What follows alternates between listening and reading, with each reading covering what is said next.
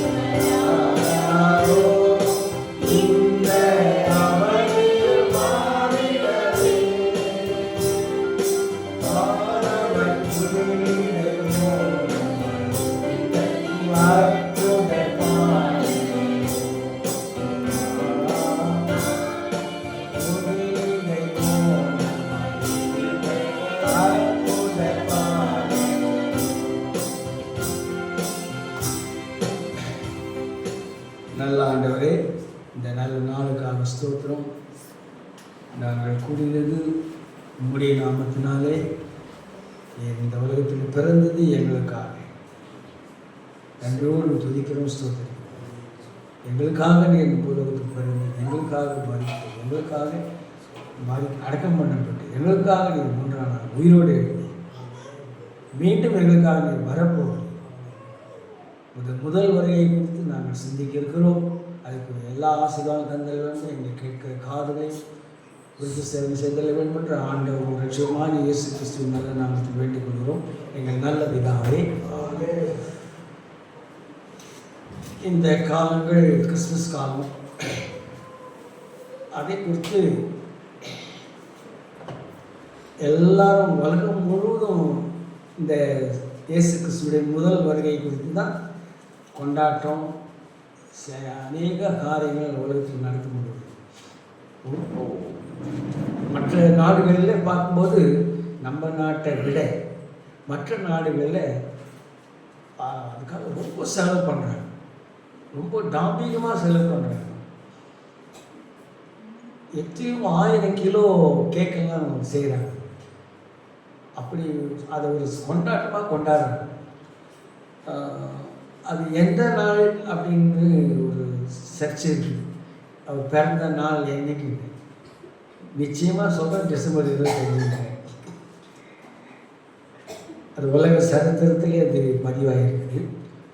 சில மாதங்களில் சில வருடங்களில் கிறிஸ்மஸ் மாதம், எந்த கிறிஸ்மஸ் வந்து ஏப்ரல் மாதத்தில் கொண்டாடிக்கிறாங்க. அது வேர்ல்டு ரெக்கார்டு இருக்குது. மார்ச் மாதம் கொண்டாடி இருக்கிறாங்க, அதுக்கு வேர்ல்டு ரெக்கார்டு இருக்குது. ஜனவரி மாதமும் கொண்டாடி இருக்கிறாங்க. ஆனால் போப் என்ன பண்ணார், அந்த அவர் அதிகாரத்தில் இருந்ததுனால அவர் அந்த 25ஆம் தேதி மட்டும்தான் சூரிய வெளிச்சம் அந்த ஊரில் படுமா. அது வரைக்கும் படாது, அது பனி குளிர் இருக்கும். அந்த 25ஆம் தேதி அவங்க என்ன பண்ணுவாங்கன்னா, அந்த ரோமாபுரி தேசம், இந்த ரோமன் கவர்மெண்ட் எல்லாரும் கடற்கரைக்கு போய் அவங்க அரை நிர்வாணமாக, முழு நிர்வாணமாக, முக்கால் நிர்வாணமாக அவங்க அந்த சூரிய ஒளி நம்ம மேலே படணுன்ட்டு அதுக்கு வேண்டிய எல்லாம் என்னென்ன தேவையோ சந்தோஷப்படுறதுக்கு அதெல்லாம் வச்சுக்கிட்டு கொண்டாட்டமாக கொண்டாடினாங்க. இந்த போப் பார்த்தார், இந்த நாளில் ஏசாமி பிறந்தான்னு சொல்லிட்டு ரொம்ப டபுள் சந்தோஷமாயிடுன்ட்டு மார்ச் மாதம், ஏப்ரல் மாதம், ஜனவரி மாதம் கொண்டாடினதை டிசம்பர் 25க்கு மாற்றிட்டு அதிலிருந்து தான் கேலண்டர் போட்டார். கிபி கிமு உலக சரித்திர 2ஆவது இருந்துச்சு. இயேசு கிறிஸ்து பிறந்ததுலேருந்து தான் இந்த கேலண்டர் நமக்கு கொடுக்கப்பட்டது. அதுக்கு முன்னாலே கேலண்டர் கிடையாது.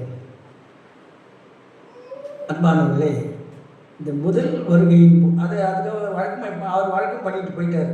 அந்த காலத்து போப் முதல் போப் வழக்கம் பண்ணிட்டு போயிட்டார். இப்போ தொடர்ந்து டிசம்பர் 25 தான் ஏசாமி பிறந்தார்னு உலகம் முழுவதும் கொண்டாடுறாங்க.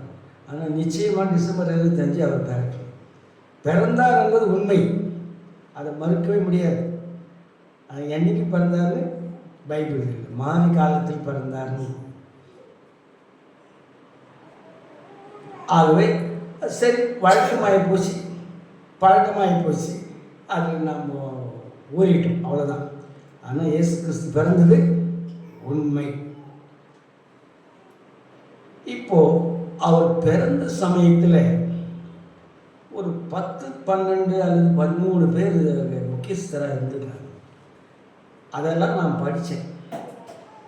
படிச்சுட்டு கர்த்தருக்கு சித்தமானால் 2 வாரமோ 3 வாரமோ அந்த 13 பேரை பற்றி நான் உங்களோட பேசலான்னு இருக்கிறேன். மிக முக்கியமானவர்கள் அந்த 13 பேரும் மிக முக்கியமானவர்கள். இயேசு கிறிஸ்து பிறந்த போது அவர்கள் சில தியாகங்களை செய்திருக்கிறார்கள், அப்புறம் விட்டு கொடுத்துருக்குறாங்க. அது ஒவ்வொருத்தரும் நம்ம பார்க்கணும். இப்போ முதலாவது மத்தேயு 1:24 வாசிங்க. மத்தேயு 1:24.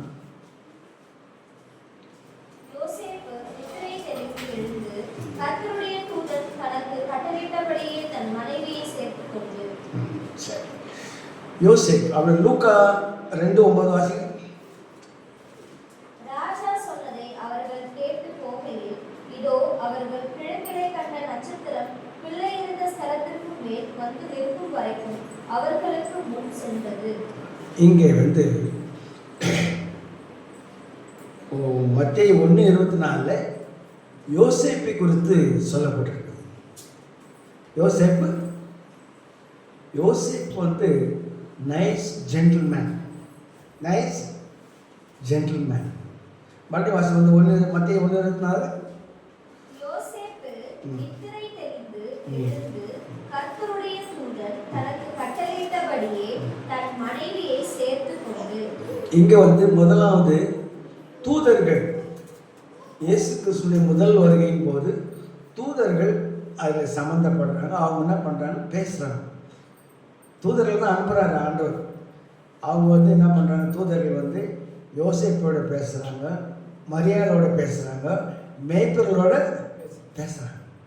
அதில் மிக முக்கியமானவங்க யாருன்னா சாஸ்திரிகள். தேவதூதர்கள் எங்கேருந்து வந்தாங்க? பரலோகத்தை விட்டு பூலோகத்துக்கு முதல் வந்தாங்க. அவங்க தான் எத்தனையோ 1000 கிலோமீட்டர் பரலோகத்தை விட்டு எங்கே வந்தாங்க? பூலோகத்துக்கு இந்த நற்செய்தியை அறிவித்தார்கள். மரியாதை முதல்ல சந்திக்கிறாங்க, யோசேப்பை சந்திக்கிறாங்க, மேய்ப்பர்களை சந்திக்கிறாங்க, அப்புறம் மறைமுகமாக சாஸ்திரங்களை வழி நடத்துகிறாங்க. ஆக நட்சத்திரம் வழி நடத்துது. இதில் ரொம்ப முக்கியமானவங்க இந்த முதல் வருகையின் போது, ஆண்டவராக இயேசு முதல் வருகையின் போது தூதர்கள். ஒரு தூதர் பேர் தான் குறிப்பிடப்பட்டது, கேப்ரியேல் என்னும் தூதர். அடுத்தது மரியாள். மத்திய 1:23 வாசிங்க. அவன் இதோ ஒரு கன்னிகை கர்ப்பவதியாகி ஒரு குமாரனை பெறுவாள், அவருக்கு இம்மானுவேல் என்று பெயரிடுவார்கள் என்று சொன்னான். மத்திய 1:23 வாசித்தீங்களா? அடுத்தது லூக்கா 2:35. லூக்கா 2:35.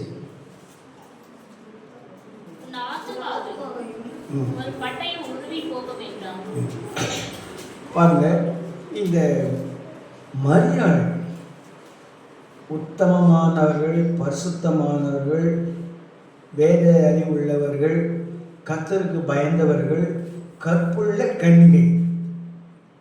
ஆனால் அந்த கற்புள்ள கன்னிகை ஆண்டவர் தெரிந்து கொண்டு அவரோட தேவதூதன் பேசுகிறான். அப்போ அந்த அம்மா என்ன சொல்லுது, நீ கர்ப்பவதியாவாயின்னு பசுத்தாவினாலே கர்ப்பவதியாவான்னு சொல்லிட்டாரு. அப்போ அந்த அம்மா என்ன சொல்லுது, இது எப்படி ஆகும், இது எப்படி ஆகும், நான் கல்யாணம் ஆகலை எனக்கு. அந்த காலத்தில் கல்யாணம் ஆகிறதுக்கு முன்னால் கர்ப்பம் ஆகிட்டான், கல்லெறிந்து கொள்ளணும், அல்லது சுட்டெரிக்கப்படணும். கல்லெறிந்து கொல்லப்படணும் அல்லது சுட்டெரிக்கப்படணும்.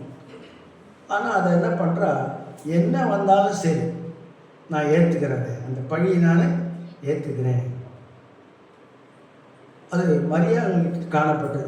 இது எப்படி ஆகும்னு அது கேள்வி கேட்குறான். யார்கிட்ட? தேவதூதர்கிட்ட கேள்வி கேட்குறான். உன்னிடத்தில் உருவாவது பரிசுத்த ஆவியினால் உற்பத்தி பிறக்கும் அப்படின்னு. அதுக்கு தன்னை அர்ப்பணித்துட்டான். ஆனால் உலக சட்டம் என்ன பண்ணுது? சட்டம் அப்படிங்குது, அவள் கல்யாணம் ஆகிறதுக்கு மேலே கர்ப்பமான என்ன பண்ணணும், கல்லெறிந்து கொள்ளலாம் அல்லது சுட்டெரிக்கப்படணும். இதை அன்போடு ஏற்றுக்கொண்டார். இதை அன்போடு ஏற்றுக்கொண்டார். ஆண்டவருக்காக நான் சாகிறதுக்கு ரெடி.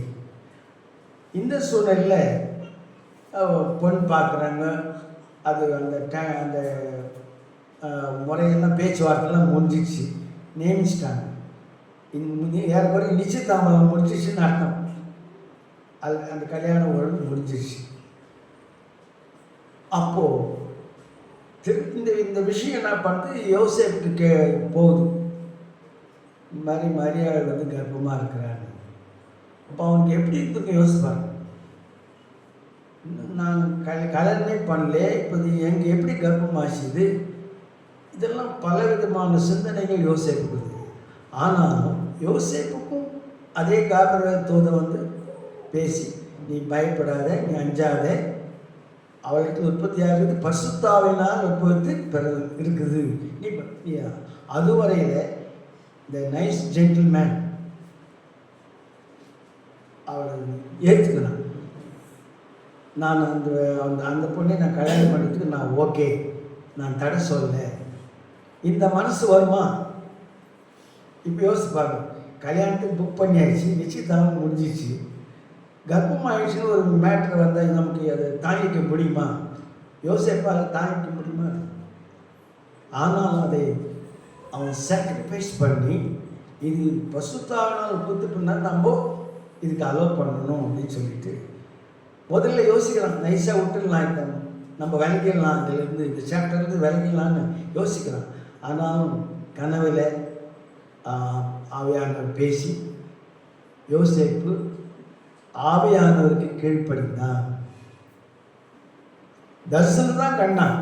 அந்த தரிசனத்துக்கு அவன் கீழ்ப்படிந்து அவளை ஏற்றுக்கொண்டான்.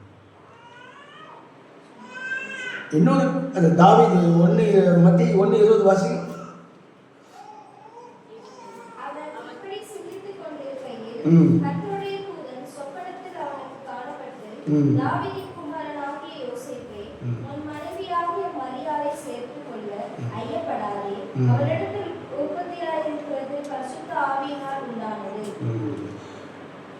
லூக்கா 2:35 வாசிங்க. அதாவது மறுபடியும்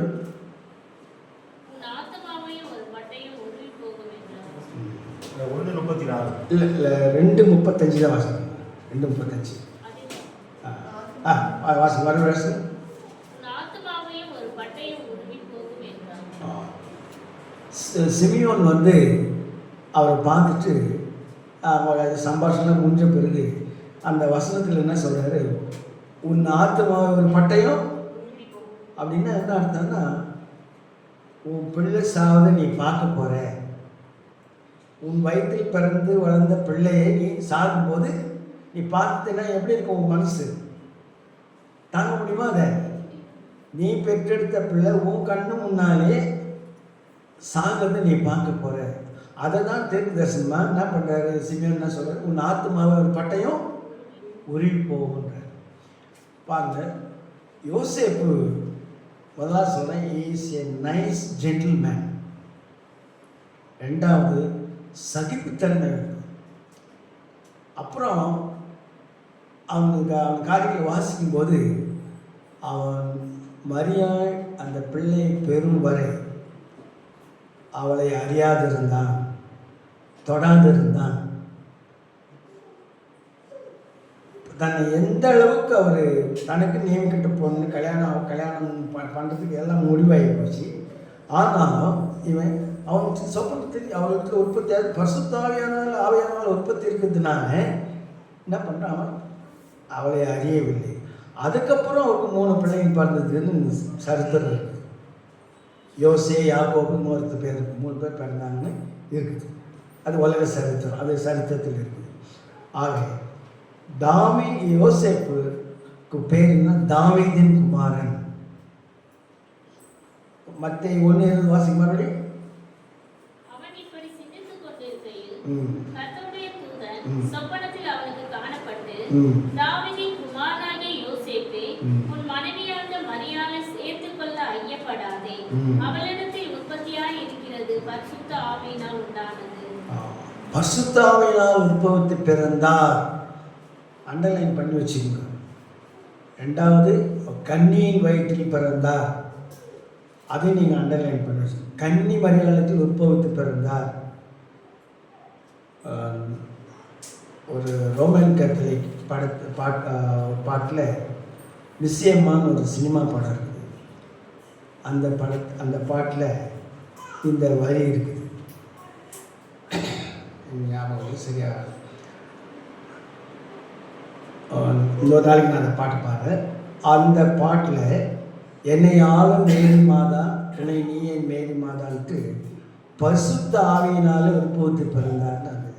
பரிசுத்த ஆவியாலே மனுபுத்திர தாயே, பரிசுத்த ஆவியாலே மனுபுத்திர தாயே, பிரபு இயேசுநாதன் அருளால் புவியோரும் புனிதம் அடைந்தார். என்னை யாரும் மேரி மாதா, துணை நீயே மேரி மாதா, துணை நீயே மேரி மாதா, பரிசுத்த ஆவியாலே மனுபுத்திர தாயே, பரிசுத்த ஆவியாலே மனுபுத்திர தாயே, பிரபு இயேசுநாதன் அருளால் புவியோரும் புனிதம் அடைந்தார். பிரபு இயேசுநாதன் அருளால் புவியோரும் புனிதம் அடைந்தார். யாரும் மேரி மாதா, துணை நீயே மேரி மாதா, துணை நீயே மேரி மாதா. உலகத்தான் ஞானமா அந்த வரி பரிசுத்த ஆவியினாலே உற்பத்தி பிறந்தார். அது மட்டும் இல்லை, பிரபு இயேசு நாதனர்களால் இந்த புவியோரும் அவரை புரிந்து கொண்டார்கள், அறிந்து கொண்டார்கள், மனம் திரும்பினார்கள், ரட்சிக்கப்பட்டார்கள், கிறிஸ்தவர்கள் ஆனார்கள்ட்டு உலகத்தான் எழுதியிருக்கிறார். அப்போது முதலாவது நம்ம மனசில் நல்லா பதிக்கணும், இயேசு கிறிஸ்து பிறக்கும்போது மரியாள் கன்னிகையாக இருந்தார். கன்னிகையின் வயிற்றில் தான் அவர் பிறந்தார். இதை நம்ம மறக்கவே கூடாது. சுவிசேஷத்தில் முதல் அத்தியாயம் வந்து இயேசு கிறிஸ்து கன்னியின் வயிற்றில் பிறந்தார். இது ஆண்டவருடைய சித்தம். அவரை தெரிந்து கொண்டு அவர் தேவத்தை அனுப்புகிறார். நீ போய் இந்த விஷயத்தை சொல்லு. அடுத்தது லூக்கா 2:8 வாசிங்க.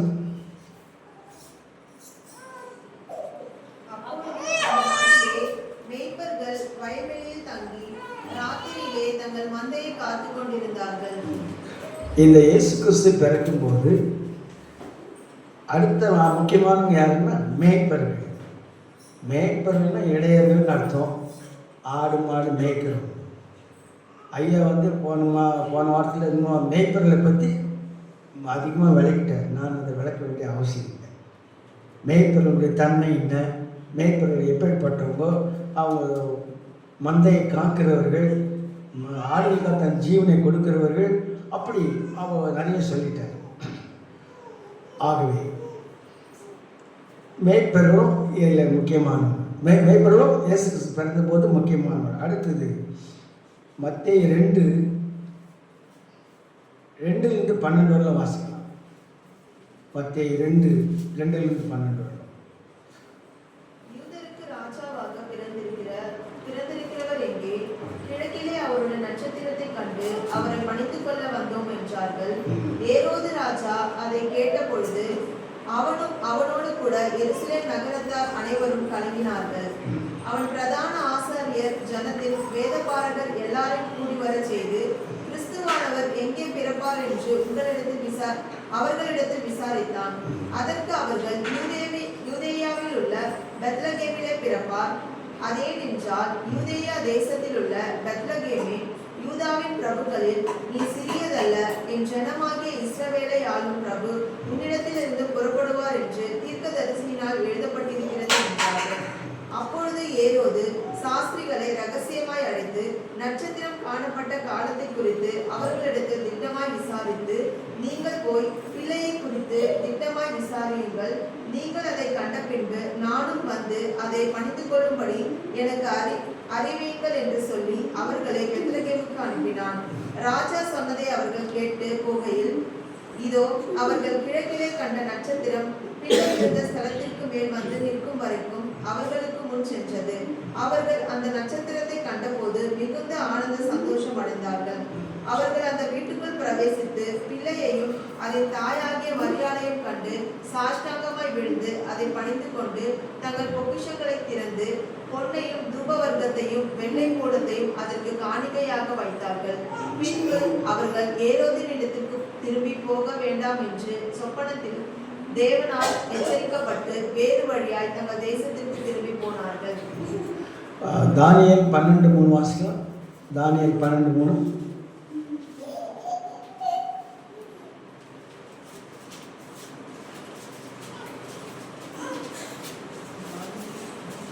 தானியேல் 12:3. ஞானவான்கள் ஆகாய மண்டலத்தின் ஒளியைப் போலவும் அநேகரை நீதிக்குட்படுத்துகிறவர்கள் நட்சத்திரங்களைப் போலவும் என்றென்றைக்கும் உள்ள சதா காலங்களிலும் பிரகாசிப்பார்கள். இந்த நட்சத்திரம் வழிகாட்டு, வால் நட்சத்திரம்னு சொல்லிட்டு அதுதான் கிறிஸ்துமஸ் நேரத்தில் எல்லார் வீட்லையும் என்ன பண்ணுறோம், ஒரு ஸ்டார் வைக்கிறோம், நட்சத்திரம். மத்தேயு 2:10 வாசிங்க. கண்டுன்னு ஒரு வார்த்தை வருது. மத்தேயு 2:10. அவர்கள் அந்த நட்சத்திரத்தை கண்டபோது மிகுந்த ஆனந்த சந்தோஷம் அடைந்தார்கள். 2:12 வாசிங்க. மத்தேயு 2:12. பின்பு அவர்கள் ஏரோதின் இடத்திற்கு திரும்பி போக வேண்டாம் என்று சொப்பனத்தில் தேவனால் எச்சரிக்கப்பட்டு வேறு வழியாய் தங்கள் தேசத்திற்கு திரும்பி போனார்கள். 2:9 வாசிங்க. ராஜா சொன்னதை அவர்கள் கேட்டு போகையில், இதோ அவர்கள் கிழக்கிலே கண்ட நட்சத்திரம் பிள்ளை இருந்த ஸ்தலத்திற்கு மேல் வந்து நிற்கும் வரைக்கும் அவர்களுக்கு முன் சென்றது. நட்சத்திரம் அவங்களை கைட் பண்ணுது, வழி நடத்துது. நட்சத்திரம் அவருடைய பிறப்பின் காலத்தில் நட்சத்திரமும் மிக முக்கியமானது. இன்னும் மீதியெல்லாம் சிமியோன், ராகா பெண் வேசி, அன்னாள், அப்புறம் எலிசபெத்து, ரூத்து, தாமார், இவர்களை பற்றி நம்ம அடுத்த வாரம் சிந்திக்கலாம். இதோடு நான் முடிச்சுக்கலான்னு பார்க்குறேன். அருமையானவர்களே, இந்த செய்தி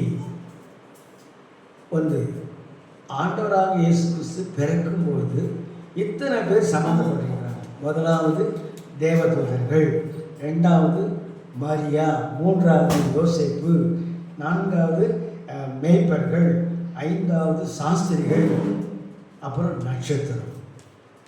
நட்சத்திரம்னு அந்த பங்கு இருக்குது. நட்சத்திரத்தை கண்டு தான் சந்தோஷப்பட்டாங்க. அது சாஸ்திரிகளை வழி நடத்துச்சு. ஆகவே இயேசு கிறிஸ்துவின் பிறப்பில் இத்தனை முக்கியத்துவம் இருக்குது. இன்னும் முக்கியம் இருக்குது. சிமியோன் இருக்கிறாரு, ராகா பெண் மேஸ் இருக்குது, அப்புறம் அன்னாள் இருக்குது, எலிசபெத் இருக்குது, தாமார் இவங்கெல்லாம் இருக்கிறாங்க. இவங்களை பற்றி நம்ம அடுத்த பாடம் சந்திக்கலாம்.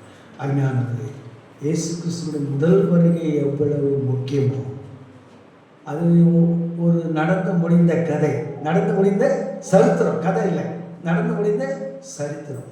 இனிமேல் நடக்க போவது அவருடைய வருகை, அவருடைய வருகை. இன்னைக்கு காலையில் செய்தியில் கூட ஐயா என்ன சொன்னார், அவர் வருகைக்கு எப்படி நம்ம உஷாராக இருக்கணும், கவனமாக இருக்கணும், உண்மையாக இருக்கணும் காரியங்கள் சொன்னார். ஆகவே இனி நாம் எதிர்பார்க்கிறது முதல் வருகை பற்றியே ஆராய்ச்சி பண்ணிக்க வேண்டிய அவசியம் இல்லை. அது நடந்து முடிந்த சரித்திரம். இப்போ நம்ம எதிர்பார்க்குற காரியம் அவருடைய 2ஆம் வருகை. அவர் இது இப்போது ஏறக்குறைய உலகம் முடிகிற தருணத்தில் இருக்கிறோம். அந்த சைக்ளோன்லாம் மாறிடுச்சு. பூமி வேகமாக சுற்றுது. காலநிலையெல்லாம் மாறிடுச்சு. கம்மியாக மழை பெஞ்சது இப்போ ஜாஸ்தி பெய்யுது. கடல் நீர் மட்டும் ஒரு லெவலுக்கு கொண்டு உயர்ந்துட்டே போகுது. அதனால பேராபத்து இருக்குது. மெட்ராஸுக்கு அழிவு இருக்குது. இன்னும் எல்லாரும் சொல்கிறாங்க, விஞ்ஞானிகள்லாம் சொல்கிறாங்க. ஆகவே கடலோர பகுதிக்கெல்லாம் ஒரு அழிவு இருக்குதுன்னு சொல்கிறாங்க. நம்ம உயர்ந்த மலை அந்த சீ லெவலுக்கு நம்ம ரொம்ப ஹைட்டில் இருக்கிறதுனால நம்ம தப்பிச்சோன்னு நினைக்காதீங்க. ஆனால் 3 பாகம் தண்ணி, 1 பாகம் தான் பூமி. ஆண்டவர் உத்தரவு கொடுத்துட்டாங்கன்னா வடார்காடு மாவட்டம் மூழ்கிட்டு ஆச்சரியப்படுறதுக்கு இல்லை. அது எப்படின்னா நடக்கணும், நடக்கா போனால் போட்டோம். ஆனால் 2ஆம் வருகைக்கு நாம் ஆயத்தமாக இருக்கணும். 2ஆம் வருகைக்கு ஆயத்தமாக இருக்கணும், உண்மையாக இருக்கணும், ரொம்ப ப்ரிப்பேராக இருக்கணும், ரொம்ப ஜாக்கிரதையாக இருக்கணும். காலம் சூழ்நிலைகள் எது மாறினாலும் மாறிட்டு போகும். அதை பற்றி நம்ம கவலைப்படக்கூடாது. முதல் வருகை அது ஆண்டவராக இயேசு கிறிஸ்து பிறப்பதுக்கு பல 1000 வருடங்களுக்கு முன்பதாக அநேக தீர்க்கதரிசிகள் இலை, கிளை, வேர் இன்னமும் உதாரணம் காட்டுறாங்க. அதன்படி அந்த வசனங்கள் நிறைவேறும்படியாக பிறந்தார். அது உண்மை. வாழ்ந்தார், உண்மை. உலக சரித்திரத்தில் அவர் இடம்பெற்றார், உண்மை. 5 முறை விசாரித்தார்கள், அது உண்மை. கவர்மெண்ட்டில் ரெக்கார்டு இருக்குது. அவர் பிறக்கும் போதே சென்சஸ் எடுத்தாங்க, அது ரெக்கார்டு இருக்குது. 5 முறை விசாரித்தார்கள், அதுக்கு கவர்மெண்ட்டில் ரெக்கார்டு இருக்குது. மரண தண்டனை கொடுத்தாங்க அவருக்கு, அதுக்கு கவர்மெண்ட்டில் ரெக்கார்டு இருக்குது. அதெல்லாம் ரோமன் கத்தோலிக் பத்திரம் பண்ணி வச்சுருக்கிறாங்க. அவர் சரித்திர நாயகன். அவர் உலக சரித்திரத்தை 2ஆக பிரித்த சரித்திர நாயகன். ஒரு பித்தலாட்ட வேலை கிடையாது, உண்மையெல்லாம் நடந்துச்சு. இனி நடக்க வேண்டியது அவருடைய 2ஆம் வருகை. அந்த 2ஆம் வருகை இன்னைக்கு ஒரு அருமையான சத்தியத்தை சொன்னார் ஐயா. சபை எடுத்துக்கொள்ளப்படும், அது அதில் எத்தனையோ விதமான சத்தியம் அடங்கியிருக்குது. உண்மையாய் மனம் திரும்பி ரட்சிக்கப்பட்டு ஞானஸ்தானம் எடுத்து பரிசுத்தவான்களாய் இருந்து பரிசுத்தமான சபைகளை நாம் சேர்க்கப்பட்டு பரிசுத்தவான்களாக இருந்தால் நம்ம சபை எடுத்துக்கொள்ளப்படும். பெரிய பெரிய சபைகள் அங்கே இருக்கும். அது உண்மை இல்லாத சபை, பழப்பு நடத்துகிற சபை, ஆவிக்குரிய சபைகள் கிடையாது.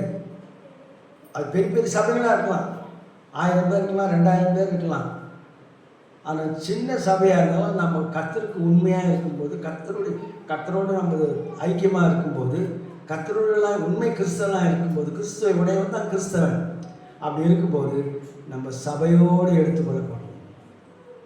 ஃபஸ்ட்டு ரேப்சர் அதுதான். அதுக்கு நம்ம சபை, அது சின்ன சபையாக இருக்கலாம், கொஞ்சம் மெம்பராக இருக்கலாம், ஏழைகளாக இருக்கலாம், எப்படி வேணாலும் இருக்கலாம். ஆனால் கிறிஸ்துவை ஏற்றுக்கொண்டவர்களாக இருந்தால், குணப்பட்டு மனம் திரும்ப ரட்சிக்கப்பட்டு உண்மை கிறிஸ்துவலாக இருந்தால் உன்னை விட்டுட மாட்டாங்க. சபையால் ஃபஸ்ட் முடிஞ்சிடும். அதுக்கப்புறம் தான் திருப்பி ரெண்டாவது ஒரு ஜட்ஜ்மெண்ட்லாம் இருந்தது. அதை பற்றி நம்ம கவலையே இல்லை. நமக்கு அது தேவையில்லாத விஷயம் நமக்கு. ஆகவே முதல் வருகைக்கு நாம் ஆராய்ச்சி பண்ணுவதை விட ரெண்டாம் வருகைக்கு நாம் ஆயத்தமாவது நல்லது. ஆகவே இனி வரும் காலங்கள் கொடியதாக இருக்கும். சரித்திரங்களை வாசிக்கும்போது பயமாக இருக்குது, என்ன நடக்கும்னு தெரியாது.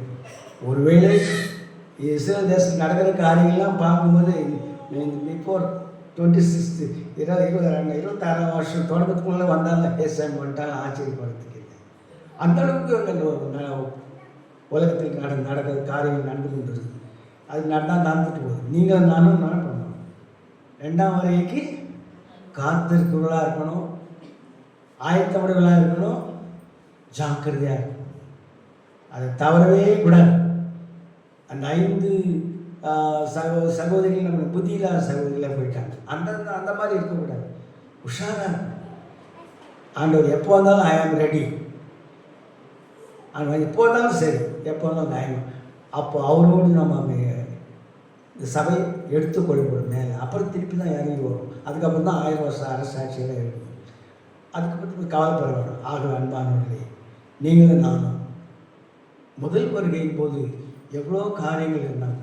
அவர் அதிசயமாய் அற்புதமாய் பரிசுத்த ஆவியினால் உத்பவத்தை பெறுந்தார். அது நம்ம மனசில் பதிவாய். ஆகவே அவர் பரிசுத்தர், திரியேக தெய்வம், பிதா குமாரன் பரிசுத்த ஆவி. அவர் அதை பிரித்து பேசக்கூடாது. ஒரு சிலர் பிதாவை மட்டும் வணங்குறாங்க, ஒரு சிலர் இயேசு கிறிஸ்து மட்டும் ஒன்லி ஜீசஸ் சொல்லிட்டு இயேசு கிறிஸ்து மட்டும் வணங்குறாங்க, ஒரு சிலர் ஆவியானவர் புருஷன் ஆவி புருஷன் ஆகிறாங்க. இல்லை, மூவரும் ஒன்றாக இருக்கிறார்கள். மூவரும் ஒன்றாக. பிதா என்ன செய்ய நினைத்தாரோ அதை குமாரன் செய்து முடித்தார். குமாரன் என்ன செய்ய நினைத்தார் அதை பரிசுத்தாக செய்து கொண்டு வருகிறார். மூவரும் ஒன்றாக இருக்கிறார்கள். ஒன்றான மெய்த்தேவனாக உண்மையும் நீர் அனுப்பின பரிசுத்தாக விசுவாசிப்பது நித்திய ஜீவன். ஆகவே நாம் ரொம்ப எச்சரிக்கையாக இருக்க வேண்டும், ஆயத்தமாக இருக்க வேண்டும், கவனமாக இருக்க வேண்டும். அதே சமயத்தில் உண்மையுள்ள கிறிஸ்தவராக இருக்க வேண்டும்.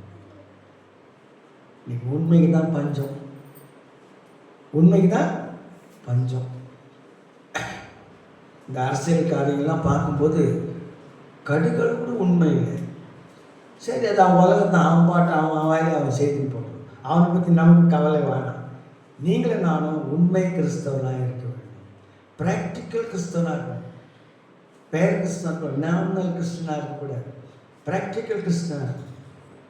அதுதான் ரொம்ப முக்கியம். அப்படி இருக்கும்போது கர்த்தர் நம்மை கீழாக்காமல் மேலாக